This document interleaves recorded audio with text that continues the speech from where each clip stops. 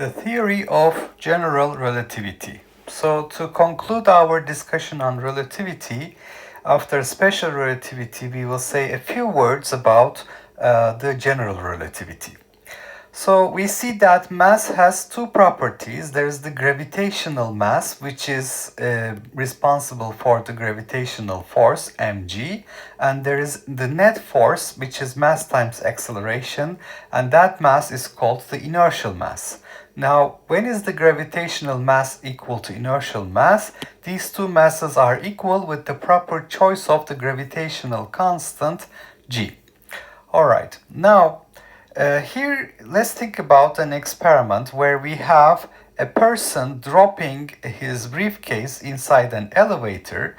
The elevator is not accelerating or moving, and there is gravitational acceleration pointing down in minus j hat direction. So what would this person observe? The observer in the non-accelerating elevator, when drops his briefcase, he observes to move downward with acceleration g under the influence of this gravitational field.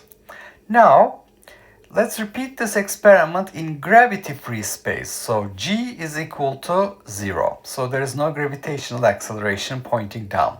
However, the acceleration of the elevator is up in plus g, in magnitude g, and it's in plus j hat direction. What does this observer see? The observer in the accelerating elevator drops his briefcase in gravity-free space where the elevator is accelerating up with a plus j hat acceleration. He observes the briefcase to move downward with acceleration g. Why? Because there would be a fictitious force, mg, pointing down. All right. Now this is in a non-inertial reference frame. So initially it was in an inertial reference frame in the presence of gravity. Now we are in the absence of gravity in a non-inertial reference frame.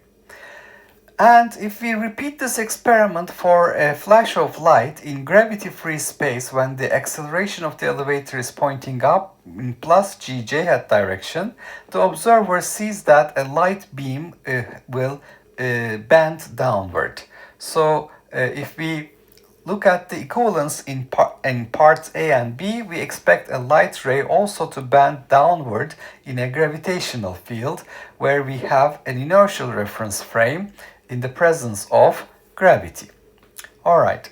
So an inertial frame in a gravitational field is equivalent to a non-inertial frame accelerating in a gravity-free space.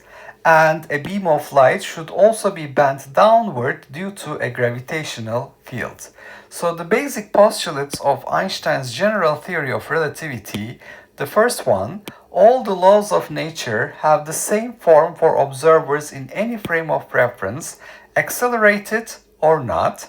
And number two, in the vicinity of any point, a gravitational field is equivalent to an accelerated frame of reference in gravity-free space. That's known as the principle of equivalence. So therefore, a clock in the presence of gravity runs slower. Radiation frequencies redshifted for atoms in strong gravity. That's what we observe. Basically, this is experimentally observable.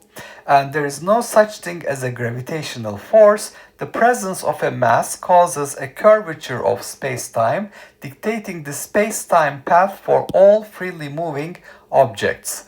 And the extreme case for the gravitational field occurs in the vicinity of a black hole. The curvature of space-time will be extreme. Okay, so to summarize, the theory of general relativity is basically telling us that the gravitational mass and inertial mass are equivalent with the proper choice of g. An inertial reference frame in the presence of a gravitational field is equivalent to a non-inertial reference frame with acceleration g in gravity-free space, and light has to bend downward in gravity space in an accelerated reference frame. Therefore, light has to bend down in the presence of gravity.